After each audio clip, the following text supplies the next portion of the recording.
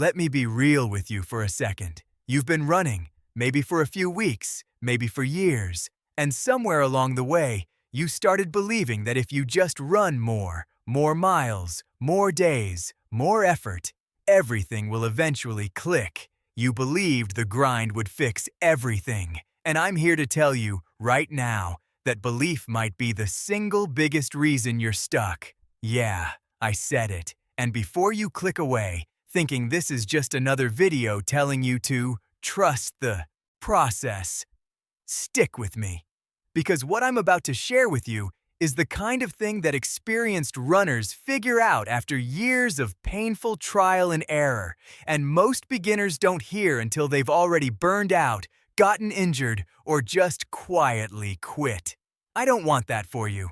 So if this is your first time on this channel, welcome. And seriously, hit subscribe because we go deep here. No fluff, no recycled advice, just the real stuff.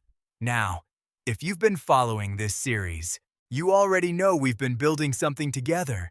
Episode by episode, we've been peeling back the layers of what it actually means to become a runner.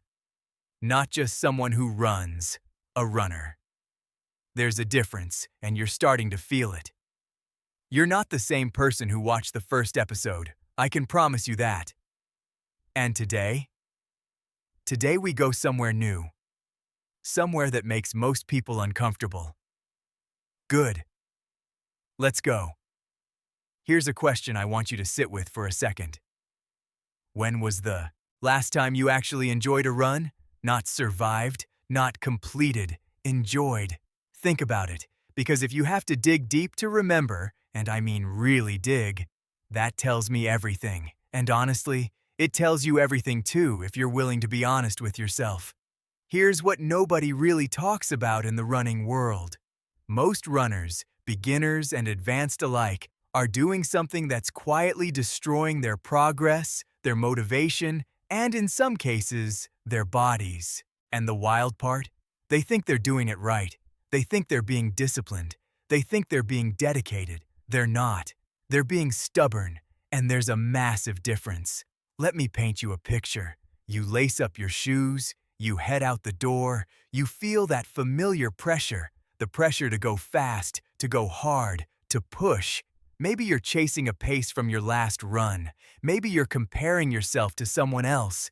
Maybe you just feel like if you don't make this run count, it was a waste of time. So you go out too hard. Your first mile is aggressive. By mile 2, you're already fighting your own body. By mile 3, everything hurts, and you're not even sure why you started. You finish, you collapse, and you feel, what? Proud? Sometimes, but mostly just relieved it's over. That's not training, that's punishment. And here's what's crazy. You come back and do the exact same thing the next time. Stop. Why? This is what I call the invisible trap. Runners fall into it constantly, and it doesn't matter how long they've been running. I've seen people who've been running for 10 years still stuck in this cycle. You run hard every single time because you think that's what effort looks like. You think that's what progress feels like. And when you don't improve, when your times don't drop, when your body doesn't adapt, when running still feels like a battle every single day, you blame everything except the pattern itself. You blame your shoes. You blame the weather. You blame your diet, your sleep, your schedule. You say things like, I'm just not built for this, or running isn't for everyone. And look, I'm not saying those things with cruelty. I'm saying them because I've been there. I've said those exact things, and every single one of them was an excuse to avoid the one truth I didn't want to face. I was training wrong, every single day. Now let me talk about the excuses for a second, because this is where it gets interesting. The most common one I hear is this. I don't have time to run easy.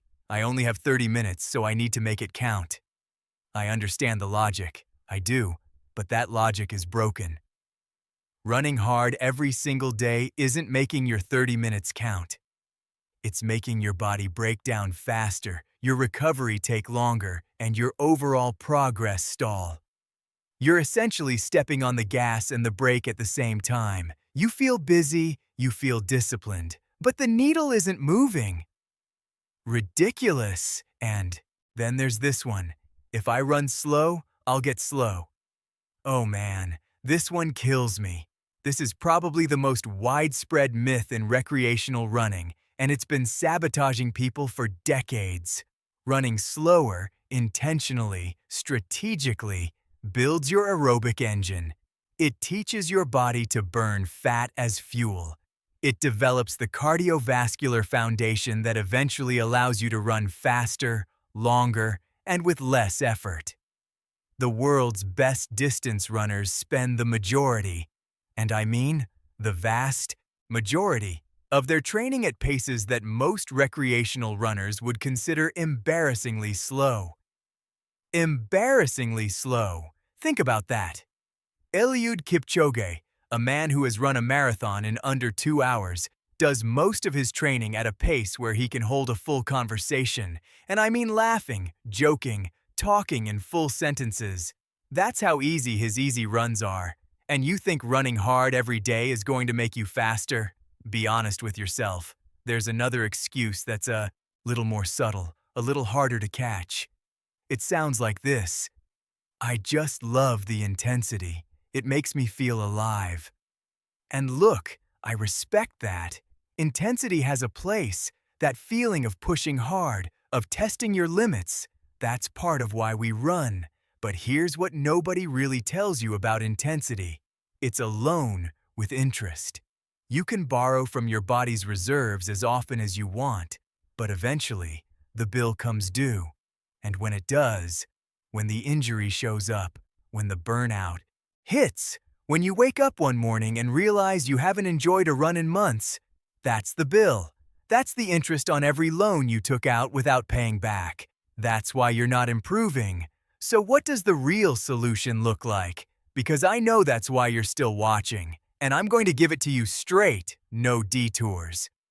It comes down to a concept that sounds almost too simple to be powerful. Almost. And it's this. Most of your runs should be easy. Not sort of easy. Actually, genuinely, comfortably easy. We're talking about a pace where you can speak in full sentences without gasping, where you finish and think, I could have gone longer, where your heart rate stays in that lower zone and your body actually has the chance to adapt, rebuild, and grow stronger between sessions. That's where the real magic happens, not in the suffering, in the recovery that the suffering makes possible, but only when you earn it with enough easy work underneath it. Now, here's what this looks like in practice, because I don't want you walking away with a concept. I want you walking away with a plan.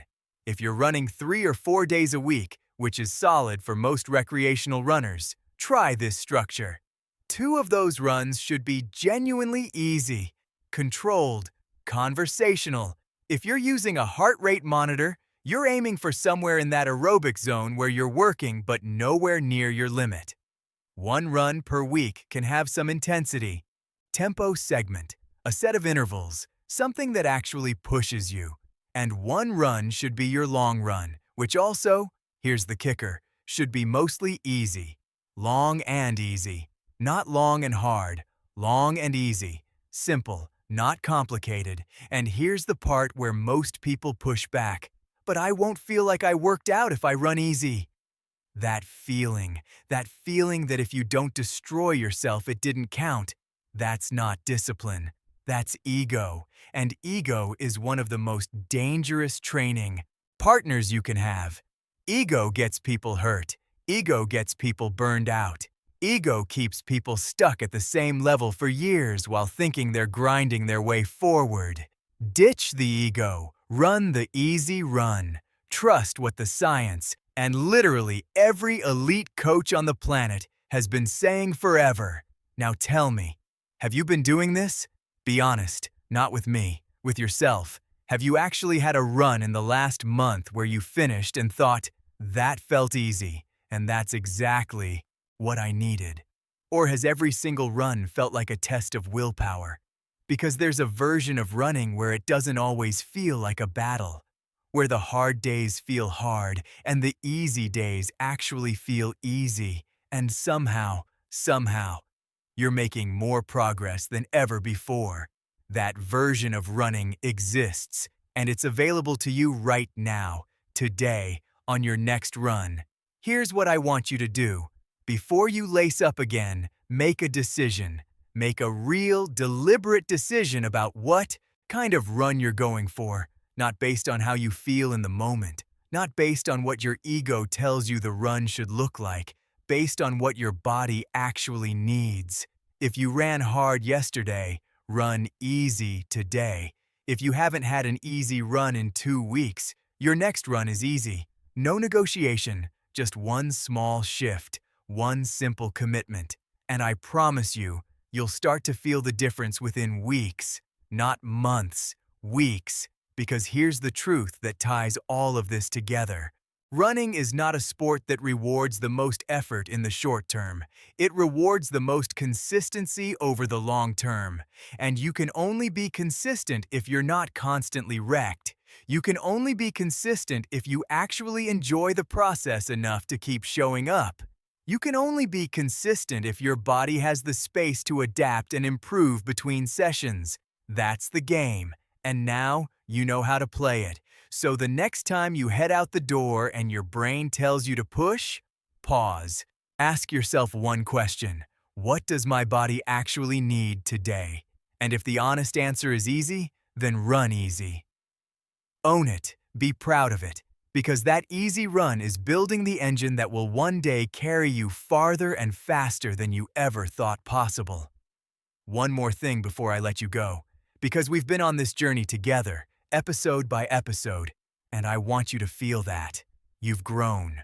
Whether you realize it or not, the way you think about running has already started to change. And what we just talked about today? This is one of the biggest unlocks in the whole sport. Most runners never figure this out. Most runners never hear it said this plainly. But you did, and now you can't unlearn it. Use that. Now, I have to tell you what's coming next, because you absolutely cannot miss it. We're going into something that sounds basic but turns out to be wildly misunderstood by almost every runner out there. We're talking about breathing, how you breathe when you run. And I know what you're thinking. I know how to breathe. You don't. Not like this. Not the way we're going to break it down in the next episode. There are things people believe about running and breathing that are flat-out myths. Things that are making your runs harder than they need to be. Things that are holding back your performance in ways you'd never expect. And I'm going to put all of it on the table. What works, what's a myth, and what you should actually be doing starting from your very next run. Trust me, you don't want to skip that one. If you're not subscribed yet, now is the moment. Hit that button. Because this series is building towards something, and you're going to want to be here for every piece of it. And drop a comment down below. Are you someone who's been running hard every day, or have you already figured out the power of the easy run? I read every comment. I want to know where you're at. See you in the next one.